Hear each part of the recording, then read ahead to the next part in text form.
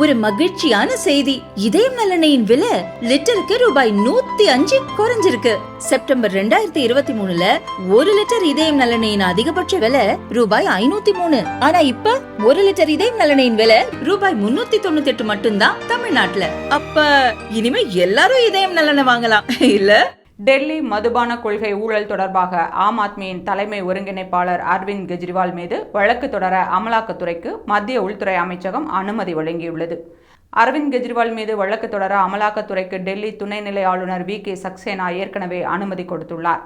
முன்னதாக கடந்த நவம்பர் 6ஆம் தேதி உச்சநீதிமன்றம் அளித்த தீர்ப்பில் குற்றவியல் நடைமுறை சட்டத்தின்படி அரசின் முன் அனுமதி பெறாமல் அரசு ஊழியர் ஒருவரை பண மோசடி வழக்கின் கீழ் கைது செய்ய முடியாது என்று தெரிவித்திருந்தது.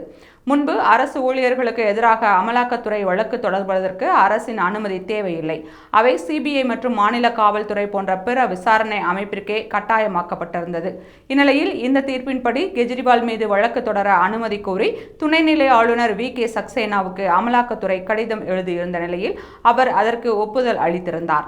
இதையடுத்து டெல்லி மதுபான கொள்கை ஊழல் தொடர்பாக ஆம் ஆத்மியின் தலைமை ஒருங்கிணைப்பாளர் அரவிந்த் கெஜ்ரிவால் மீது வழக்கு தொடர அமலாக்கத்துறைக்கு மத்திய உள்துறை அமைச்சகம் அனுமதி வழங்கியுள்ளது.